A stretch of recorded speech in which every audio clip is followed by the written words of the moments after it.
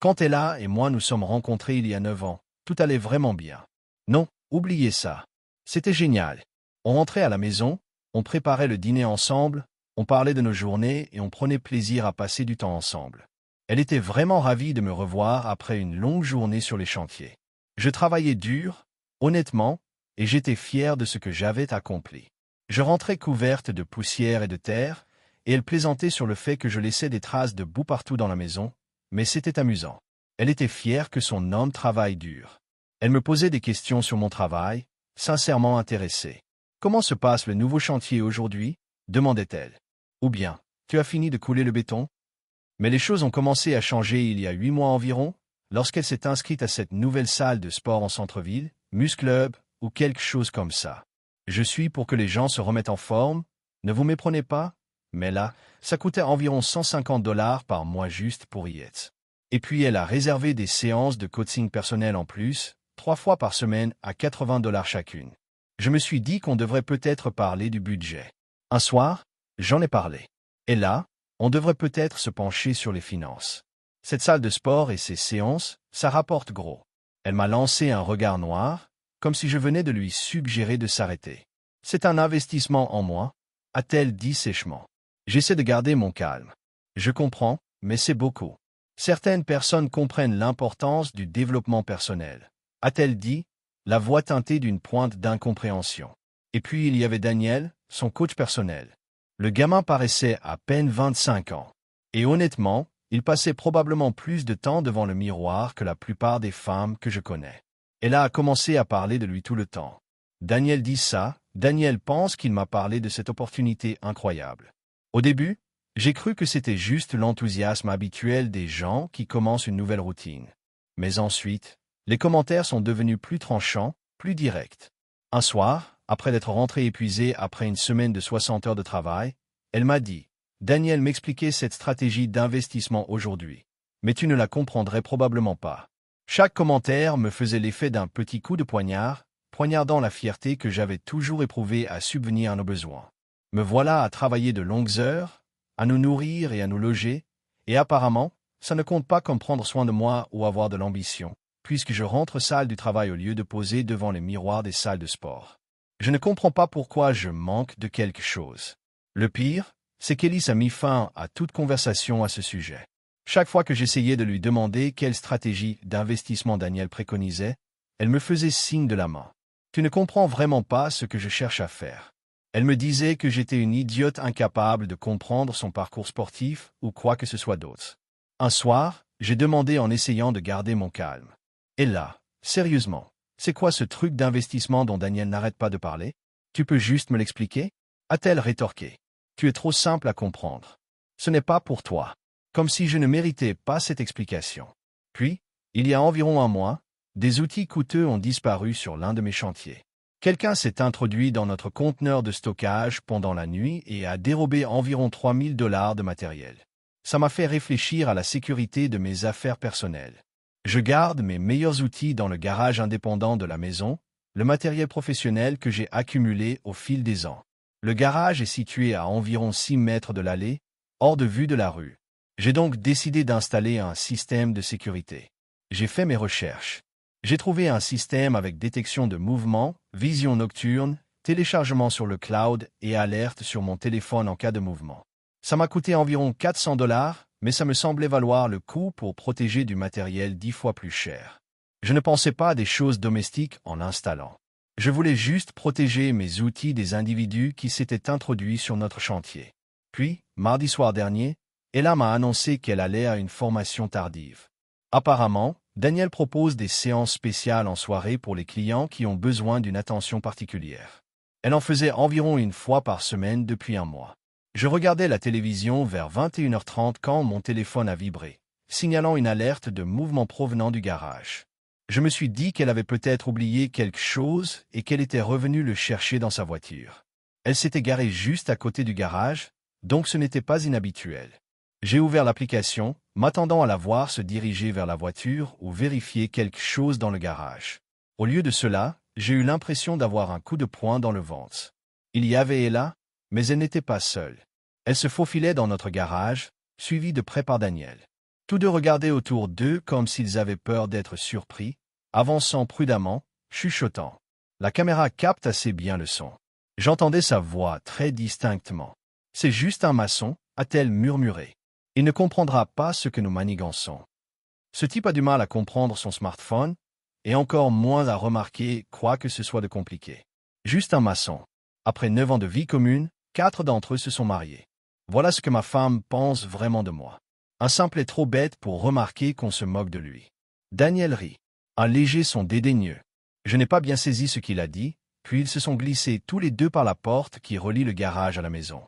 Je suis resté assis là, les yeux rivés sur mon téléphone, essayant de comprendre ce que je venais de voir.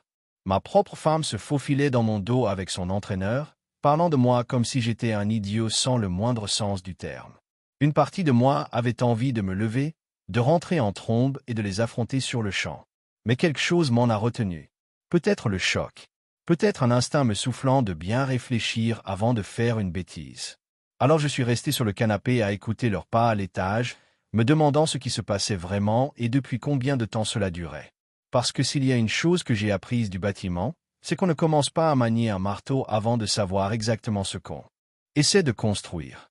Pour l'instant, il fallait que je comprenne exactement ce que j'avais à faire avant de décider comment gérer la situation. Je n'ai pas beaucoup dormi ce mardi soir. Je me repassais sans cesse ce que j'avais vu et entendu, essayant de me convaincre que j'avais peut-être mal compris quelque chose, mais il n'y a vraiment aucun moyen de mal interpréter les mots.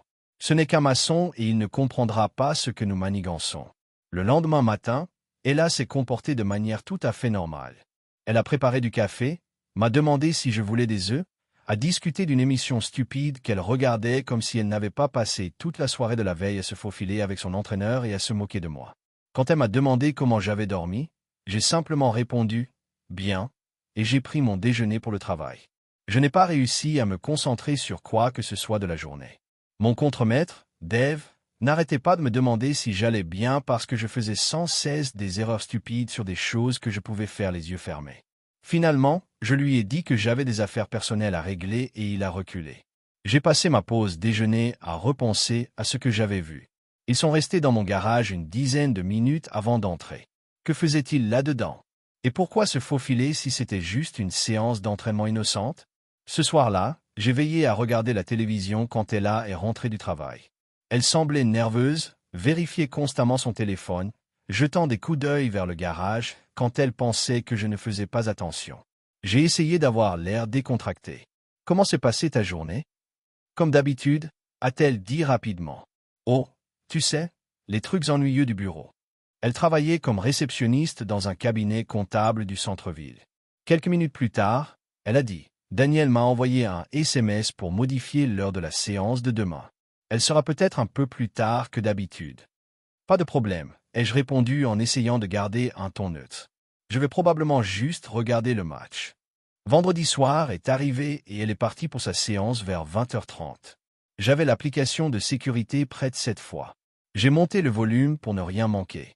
Effectivement, environ 1 heure plus tard, mon téléphone a vibré avec une alerte de mouvement. J'ai ouvert le flux et ils étaient de nouveau là, se faufilant dans mon garage comme 2 adolescents sortis en douce après le couvre-feu. Cette fois, j'étais prêt à vraiment écouter. La qualité audio était meilleure que je ne l'avais imaginé. « Il regarde le foot », dit doucement Ella. « Il ne bougera pas de ce canapé avant des heures », répondit Daniel. « Parfait. Tu as vu où il range les papiers importants ?» Mon sang s'est glacé. Il ne faisait pas que rigoler. Il fouillait mes affaires. La plupart sont dans le classeur, mais il en a aussi dans ma boîte à outils. Des documents financiers, des assurances. « Et le coffre-fort ?» demanda Daniel. « Coffre-fort? Qu'est-ce qui est sûr ?» me suis-je demandé. Puis j'ai compris. Ils doivent parler du coffre-fort ignifuge où je garde mon passeport et mon acte de naissance. Il n'est pas vraiment caché. Il est juste sur une étagère de mon bureau. Je ne connais pas la combinaison. Ella ne me l'a jamais dite. Daniel a ri. Les types comme lui utilisent toujours des codes simples. Anniversaire, anniversaire de mariage, numéro de sécurité sociale. On va trouver. Ils ont passé environ 15 minutes dans le garage cette fois. Je voyais Daniel manipuler mes outils, ouvrir les tiroirs, fouiller dans les papiers que je garde sur mon établi. Ella faisait le guet, lui chuchotant des instructions, lui donnant des informations sur où je range mes affaires dans la maison. Ça a duré environ 1 heure. Quand elle est redescendue, elle était seule. Je me suis forcé à prendre un ton décontracté. Comment s'est passé l'entraînement? Bien. Vraiment bien, a-t-elle dit, légèrement essoufflée, envahie par une pointe de culpabilité. Daniel trouve que je fais de grands progrès. C'est super, ma puce. Tu as travaillé dur. Elle a souri et est montée prendre une douche. J'étais assise là, à écouter l'eau couler, l'esprit en ébullition. Ils n'avaient pas juste une liaison. Ils inspectaient ma maison, fouillaient mes documents personnels, préparaient quelque chose de bien plus important, et ils pensaient que j'étais trop stupide pour le remarquer. Samedi matin, je suis allé à la banque. Je leur ai dit que je devais revoir l'activité de mon compte des derniers mois. J'étais assis dans le bureau de la directrice, parcourant les relevés pendant qu'elle ouvrait les documents numériques. Là, il y avait des retraits d'espèces dont je ne me souvenais pas. J'ai commencé modestement en septembre.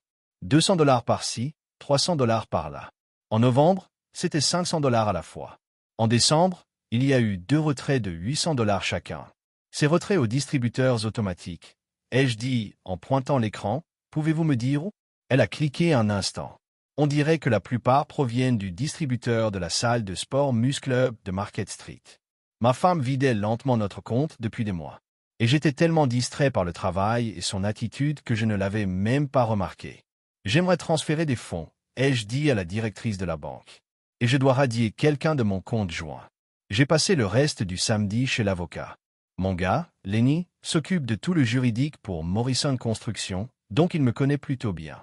Tu veux demander le divorce? A-t-il demandé en haussant un sourcil. Après lui avoir tout expliqué, j'ai dit que je voulais me préparer au divorce. J'avais besoin de savoir à quoi m'attendre si ça tournait mal. Il a hoché la tête et a commencé à me détailler la situation. La maison est à toi puisque tu l'as achetée avant le mariage. Pas d'enfant, donc pas de problème de garde. Vos biens communs sont assez minimes, juste le compte courant et sa voiture, qui est à vos 2 noms. As-tu des preuves de la liaison? A-t-il demandé. J'ai sorti mon téléphone et lui ai montré des captures d'écran des images de sécurité.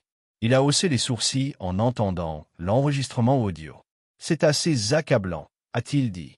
Mais si on envisage le divorce, il faut agir vite pour protéger ses biens. Lundi matin, j'étais à la banque dès l'ouverture. J'ai viré chaque centime de notre compte joint sur mon compte professionnel personnel. Environ 41 000 $ au total. Ça aurait été plus si elle ne l'avait pas progressivement vidé. J'ai ensuite appelé la société de cartes de crédit, signalé que les cartes avaient été compromises, signalé des achats non autorisés et exigé une annulation immédiate avec de nouvelles cartes.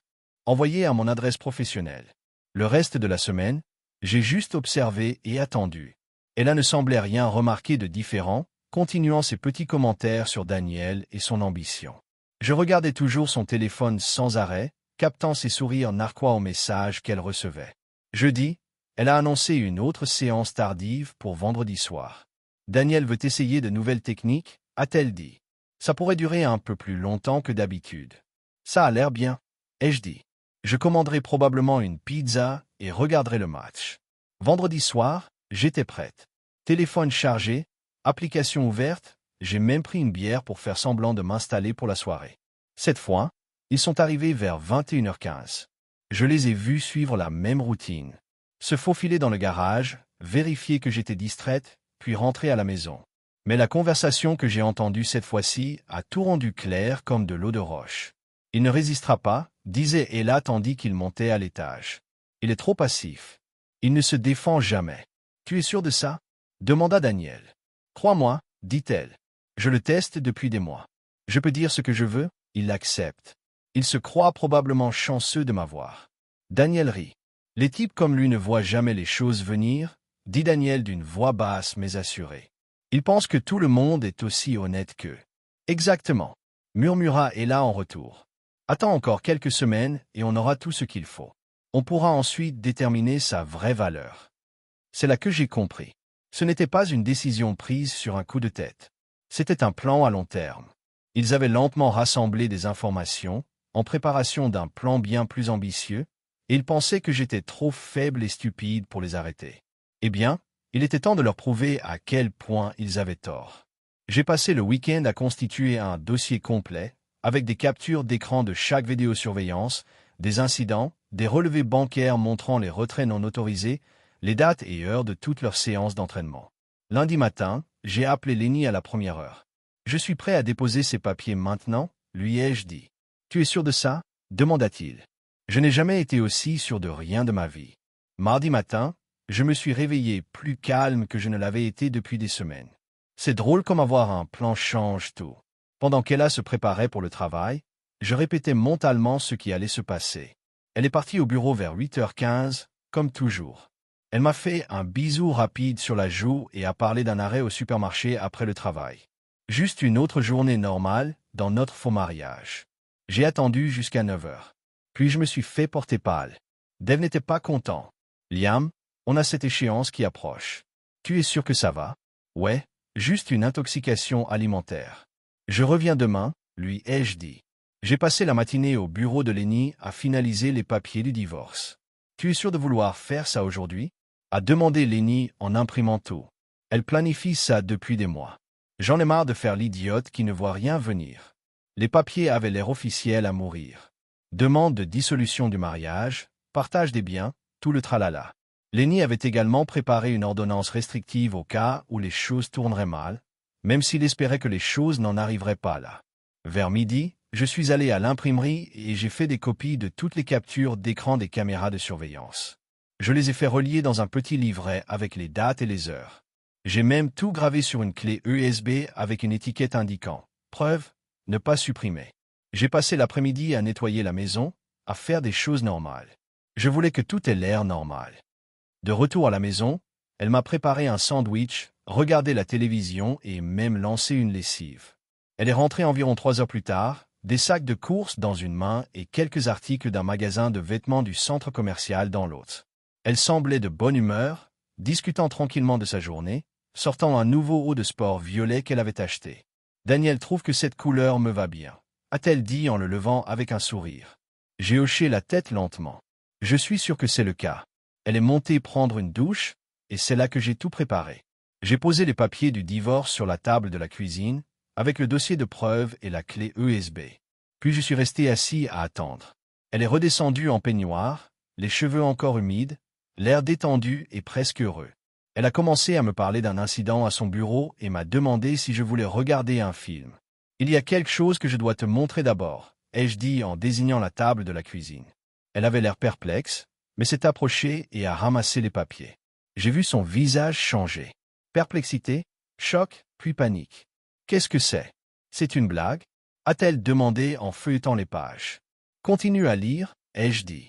Elle a vu son nom inscrit comme défendeur, le partage des biens, tout le jargon juridique qui signifiait que sa vie confortable était sur le point de prendre fin. Sa voix s'est brisée. Je ne comprends pas. Pourquoi le ferais-tu?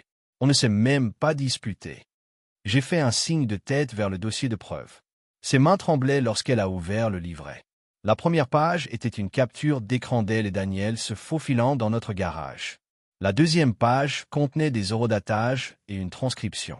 Elle me traitait de simple maçon. Elle est devenue toute blanche. Ce n'est pas vraiment ce que ça semble être, parce qu'on dirait que tu prévoyais de me voler tout en couchant avec ton coach. J'ai dit, mais je suis peut-être trop bête pour comprendre ce qui se passe vraiment.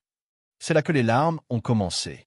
De gros sanglots dramatiques, comme si elle était la victime dans tout ça. On parlait juste. Ça ne voulait rien dire. Et l'argent que tu nous volais sur notre compte? Ai-je demandé. Ses pleurs ont immédiatement cessé. Quel argent? J'ai sorti les relevés bancaires indiquant tous les retraits au distributeur de la salle de sport. 8 000 $. Et là, tu nous as saigné à blanc pendant des mois. C'était pour les séances d'entraînement et les compléments alimentaires. Et j'ai appelé la salle de sport. Le coaching personnel coûte 80 $ la séance. Tu as retiré bien plus que ça. Elle a essayé de changer de tactique. Bon, j'ai peut-être pris un peu d'argent en plus, mais c'était pour nous, pour notre avenir. Daniel a cette opportunité d'investissement. Voilà, l'arnaque à l'investissement. Combien? Comptais-tu voler avant de disparaître? Ce n'est pas du vol. C'est notre argent. Plus maintenant. Ce n'est plus le cas. J'ai annulé les cartes hier. J'ai aussi vidé le compte joint. J'ai aussi changé les serrures de la maison. Elle m'a regardé comme si je venais de parler une langue étrangère. Tu ne peux pas faire ça. C'est aussi ma maison, a-t-elle dit, la panique s'insinuant dans sa voix. J'ai secoué la tête froidement et fermement. En fait, ce n'est pas le cas. Vérifie l'acte de propriété. Mon nom seulement. Je l'ai acheté 2 ans avant notre mariage. Tu te souviens? Ses yeux s'écarquillèrent tandis que la réalité la frappait. La panique s'installait. Elle réalisait que tout son plan venait de s'effondrer et qu'elle n'avait plus nulle part où aller. Son regard parcourut la pièce comme si elle cherchait un miracle, un moyen d'inverser tout ce qui venait de se passer. « Je te donne 1 heure pour emballer tout ce qui rentre dans ta voiture, » lui dis-je. Elle parut stupéfaite, comme si elle n'arrivait pas à croire que je ne cédais pas. C'était toujours sa solution de secours. Si j'insistais suffisamment, je céderais. Pas cette fois. Elle essaya de faire croire au désespoir que tout cela n'était qu'un malentendu, comme si j'avais mal interprété des semaines de mensonges calculés et de comportements douteux. Fouiller tes documents personnels avec mon petit ami, ce n'était qu'un manque de jugement, pas un plan concerté pour t'obtenir financièrement. Quand ça n'a pas marché, elle a changé de tactique. Culpabilité. Liam, on est ensemble depuis 9 ans. L'histoire, les hauts et les bas. J'ai fait une erreur, mais ça ne voulait rien dire. On peut arranger ça. Je la fixai, l'incrédulité pesant sur ma poitrine. Si ça ne signifiait rien, alors pourquoi en arriver là? Pourquoi ce secret? Pourquoi cet argent volé? Ses yeux se remplirent de larmes, sa voix se brisant sous le désespoir. S'il vous plaît, je vais quitter la salle de sport. Couper contact avec Daniel. Suivre une thérapie. N'importe quoi. Mais c'était trop tard. Le mal était fait. Le masque était tombé. Et je n'allais pas faire semblant de ne pas voir ce qu'il y avait en dessous. Elle passa l'heure suivante à emballer frénétiquement ce qu'elle pouvait. Des vêtements, quelques effets personnels, quelques bijoux qu'elle n'avait pas encore mis en gage. Je l'entendais dans l'autre pièce, appeler sans arrêt sa sœur, des amis, tous ceux qui pourraient la loger pour la nuit. La plupart ne répondaient pas. Ceux qui le savaient semblaient déjà savoir que quelque chose n'allait pas et n'étaient pas pressés de s'impliquer. Il n'y avait pas de plan B pour elle. Elle avait tout construit autour de l'hypothèse que je ne comprendrais jamais. Mais moi, si, et je ne lui laissais pas une seconde chance. Elle se tenait dans l'allée en pleurs, les clés à la main, l'air d'une enfant perdue. C'est vraiment en train d'arriver. Tu es en train de gâcher tout notre mariage, dit-elle d'une voix tremblante. Je me suis approché, d'un pas assuré. Je ne gâche rien. Tu l'as déjà fait quand tu as décidé de me cambrioler. Elle est montée dans sa voiture et est restée assise quelques minutes de plus, espérant probablement que je changerais d'avis. Alors que je reprenais le chemin de la maison, elle a fini par partir. Je suis rentré et j'ai verrouillé la porte derrière moi. Le silence était incroyable. Pour la première fois depuis des mois, je pouvais enfin me détendre chez moi. Je me suis servi un verre et j'ai contemplé les papiers du divorce qui traînaient encore sur la table de la cuisine. Demain, je les déposerai au tribunal. Ce soir, en revanche, je voulais juste savourer ce calme et cette tranquillité. Puis, mon téléphone s'est mis à vibrer. Vers 22 heures, le nom d'Ella s'est allumé sur l'écran, et les textos ont afflué, me suppliant de reconsidérer ma décision, me disant qu'elle m'aimait, me promettant qu'on pourrait arranger les choses. À la 5e message, j'ai bloqué son numéro. Voilà ce qu'elle n'a jamais compris. Je ne suis pas le type passif qu'elle pensait. Je suis juste quelqu'un qui réfléchit avant d'agir. Une fois que j'ai pris une décision basée sur des faits et des preuves, je ne remets pas en question mes décisions. Elle a préféré Daniel à moi. Elle a préféré l'argent à l'honnêteté. Elle a choisi de me voir comme une proie plutôt que comme son partenaire. Maintenant, elle doit vivre avec ses choix pendant que je continue ma vie. Mercredi matin, je me suis réveillé dans mon lit en me sentant mieux que je ne l'avais été depuis des mois. Pas de zigzag autour de l'humeur de quelqu'un d'autre. Pas de doute sur le commentaire passif-agressif qui allait suivre.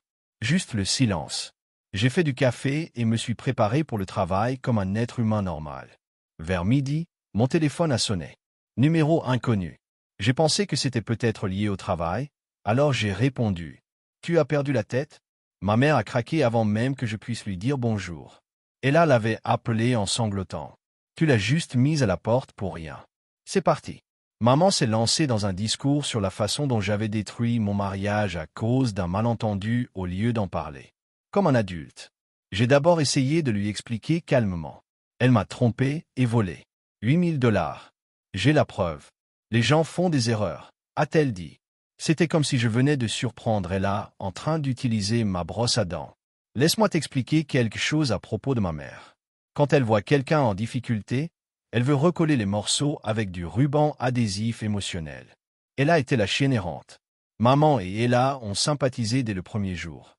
Les courses, les SMS incessants, Les longs appels téléphoniques qui me donnaient l'impression d'être un arrière-goût de mon propre mariage. Honnêtement, j'ai trouvé ça mignon au début. Ma mère n'a jamais eu d'amis proches, et mon père est un homme peu bavard. La présence d'elle semblait lui donner une vie sociale. Mais maintenant, ce lien était une arme. Elle n'a personne d'autre. Maman s'est disputée. Ses parents vivent à l'autre bout du pays et sa sœur a 3 enfants dans un 2 pièces. Où est-elle censée aller? Maman, elle a 29 ans, un travail et une voiture. C'est son problème, pas le mien. Quand j'ai évoqué les relevés bancaires, les extraits audio, des images d'Ella et Daniel fouillant dans mes affaires, j'entendais presque les défenses de ma mère se mettre en place. Peut-être qu'elle s'est embrouillée, dit-elle avec hésitation, essayant d'adoucir son ton. Tu sais comment elle est avec l'argent. Elle n'a jamais vraiment été douée pour le gérer. J'ai senti ma mâchoire se serrer. Perplexe. Maman, ce n'est pas juste un oubli de facture ou une confusion dans les dépenses. Ce sont des mois de retrait d'espèces, des milliers de dollars sans me le dire. Et puis il y a les images de sécurité. Elle et Daniel, fouillant dans mes affaires comme s'ils surveillaient les lieux. Il y a eu un silence à l'autre bout du fil. Puis doucement, je ne pense pas qu'elle ait voulu dire ça comme ça. J'ai secoué la tête, même si elle ne pouvait pas le voir. Elle m'a traité d'idiot devant la caméra. Téléphone. Tu l'as entendu non pas une fois, mais plusieurs fois. Elle se moquait de moi en se faufilant. Encore un silence de plus, cette fois. Tu es sûr de ce que tu dis? Demanda-t-elle finalement à voix basse. Peut-être que tu exagères. Peut-être qu'il y a plus dans l'histoire. Non, ai-je dit fermement. J'ai la preuve. Tout est là. Elle m'a trahi. Elle m'a menti et volé. Il y a eu un long et lourd silence. Puis ma mère a murmuré. Je ne sais pas quoi dire, mais on ne peut pas la jeter dehors comme ça. Je sentais que sa loyauté était partagée entre sa belle-fille et moi. Mais je n'allais plus discuter. J'arrête de parler de ça, ai-je dit d'une voix ferme mais froide. Au revoir, maman. J'ai raccroché et éteint mon téléphone, faisant taire le bruit et le doute. Ce soir-là, en rentrant, j'ai trouvé 3 messages vocaux de maman et 2 de papa sur mon téléphone. Je n'en ai même pas écouté un, je les ai tous supprimés. Je n'étais pas encore prête à affronter leur version des faits. Jeudi matin, papa a tenté sa version de la médiation. Classique, faire comme si de rien n'était, en espérant que la fumée se dissipe et qu'on oublie l'incendie. Sa voix était calme, mesurée, comme si c'était moi qui exagérais. Liam, a-t-il dit, peut-être. Une thérapie pourrait t'aider. Parfois, tout cela se résume à des problèmes de communication. La peur peut pousser les gens à agir de manière irrationnelle. Elle a peur. Elle a pris de mauvaises décisions, mais elle mérite une seconde chance. Il a continué à dire à quel point sa mère tenait à elle, qu'elle voyait pratiquement Ella comme une autre fille, à quel point ils étaient brisés. Je pouvais tout entendre. La version édulcorée et sans drame de l'histoire qu'Ella leur avait déjà racontée. Aucune mention de l'argent volé. Aucune mention des images de surveillance. Aucune reconnaissance de la trahison. Juste un récit où nous nous sommes éloignés et où j'ai mal compris son amitié avec Daniel. Je l'ai interrompu. Papa, ce n'est pas seulement une question de communication ou de peur. C'est une fraude. C'est une atteinte à ma vie privée et un vol. Il a soupiré. Fils, je dis juste qu'il y a peut-être une autre façon de voir les choses.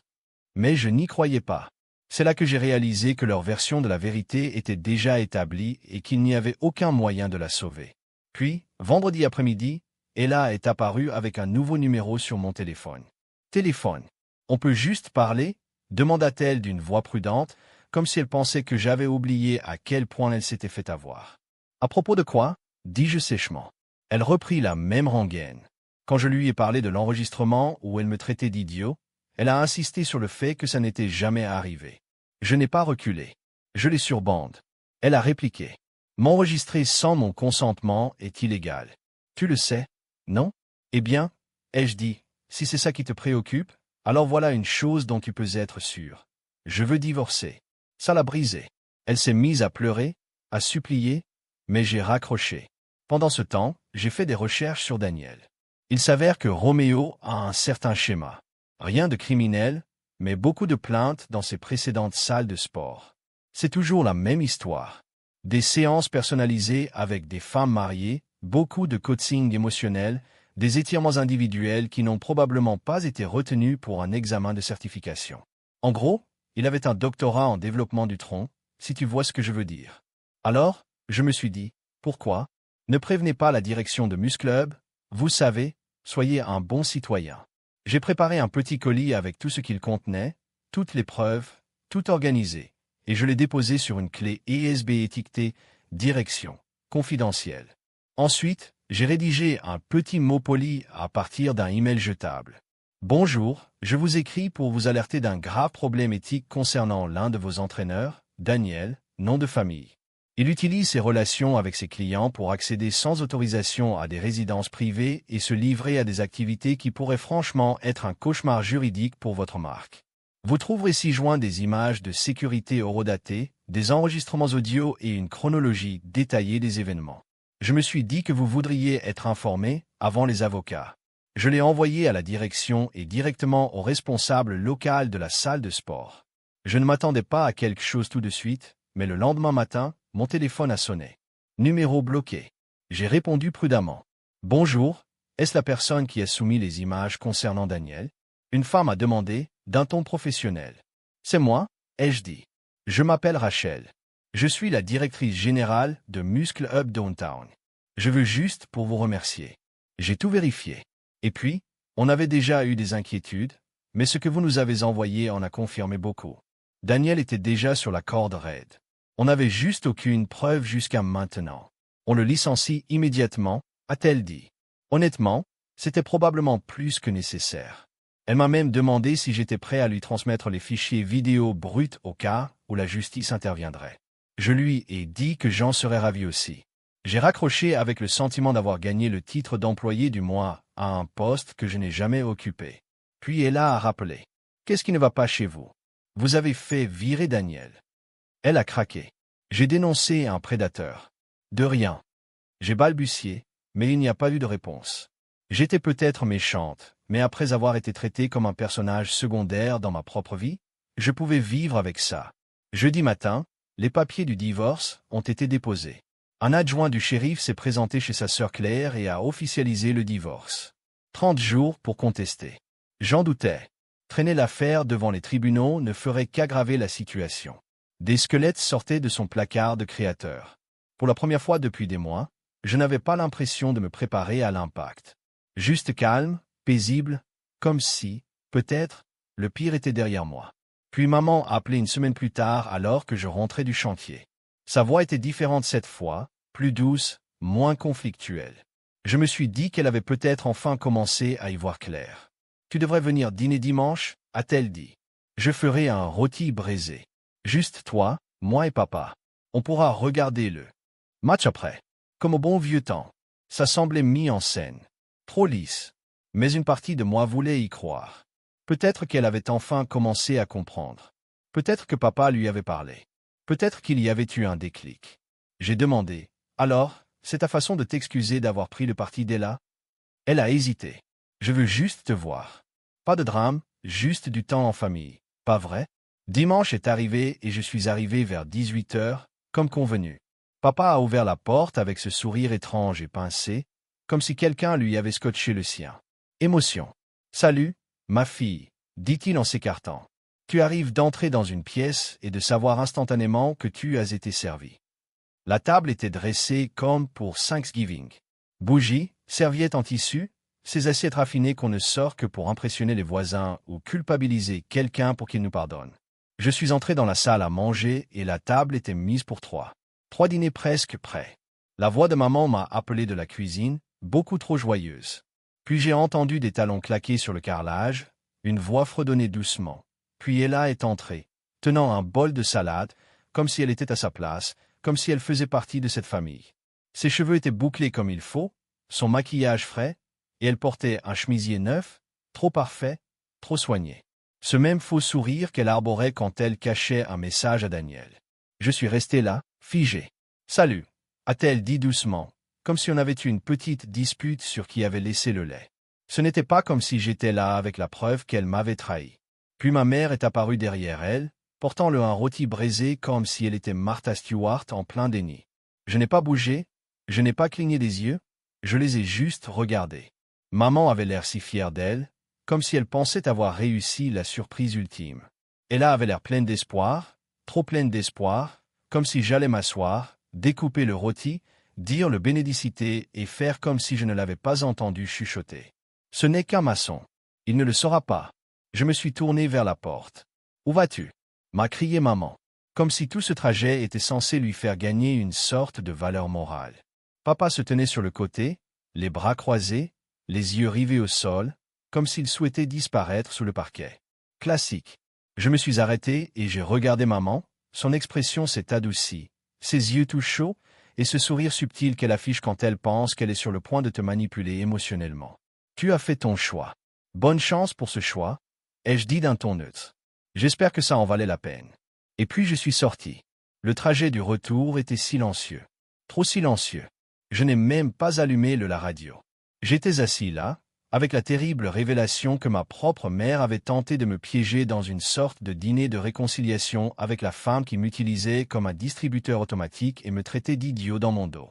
2 heures plus tard, l'appel a commencé. Je les ai ignorés. Puis sont arrivés les textos de maman. Tu l'as embarrassé. Étais-tu obligé d'être aussi dramatique? On essayait de t'aider à arranger les choses. Comme si rien n'avait été assimilé.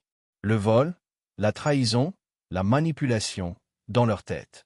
J'étais juste dramatique et égoïste de ne pas vouloir pardonner et oublier. Puis elle a envoyé des paragraphes d'émotion, disant qu'elle avait fait tout ce trajet en voiture juste pour avoir une occasion de parler. Elle a prétendu faire des heures supplémentaires, dormir sur le canapé de Claire, économiser pour son propre appartement. Elle a dit qu'elle avait retenu la leçon. Chaque phrase semblait tout droit sortie d'un échange de groupe entre elle et maman. Un sandwich de culpabilité sur du pain de pitié recyclé. Je les ai toutes lues. Puis je l'ai bloqué à nouveau. Et j'ai bloqué maman et papa aussi. Parce que voilà ce qui m'a frappé. Moi, assis sur le canapé ce soir-là, ça ne s'arrêterait pas. Pas tant que je n'y mettrais pas fin. Tant que je laisserais la porte entr'ouverte, il continuerait à insister. Maman n'était pas naïve. Elle préférait Ella à moi. Elle insistait pour une réconciliation comme si c'était un scénario de film, pas ma vraie vie. Je leur avais montré des preuves. Je leur avais tout expliqué. Je leur avais laissé le temps d'assimiler tout ça. Mais rien de tout cela n'avait d'importance. Ils ne voulaient pas de réalité. Ils voulaient du réconfort. Bon, j'en avais assez d'être leur désodorisant émotionnel. Quelques semaines plus tard, j'étais à la quincaillerie pour faire des courses quand j'ai croisé Claire. Elle avait l'air mal à l'aise en me voyant, comme si elle hésitait à dire quoi que ce soit. Nous avons fini par discuter quelques minutes. « Je suis désolé pour ce qui s'est passé », a-t-elle dit doucement. J'ai essayé de parler à Ella avant que tout n'explose. « Elle parle encore de toi parfois », a ajouté Claire, hésitante, se demandant si tu envisagerais un jour de lui donner une autre chance. J'ai secoué la tête. Ce navire a quitté les lieux il y a longtemps. Certaines erreurs sont irréparables, surtout lorsqu'elles impliquent des mois de planification et de tromperie. Elle a hoché la tête comme si elle comprenait. « J'espère que tu vas bien », a-t-elle dit doucement. On aurait dit qu'elle le pensait sincèrement, ce qui était agréable. Ce n'est pas sa faute si sa sœur s'est avérée être une menteuse et une voleuse. Le lendemain matin, je suis arrivé au travail plus légère que je ne l'avais été depuis des mois. Dave a remarqué, « Tu as gagné au loto ?» ou quelque chose comme ça. Il a plaisanté, « Non ?» ai-je dit. « Laisse juste quelques personnes tranquilles. » C'est super. Il a hoché la tête. La meilleure façon de gérer les problèmes familiaux, honnêtement. Et il avait raison. Je n'étais pas triste. J'avais l'impression d'être clair. Ceux qui me disaient que j'étais trop dur n'étaient pas les mêmes qui m'avaient élevé pour que je m'assume. Plus maintenant.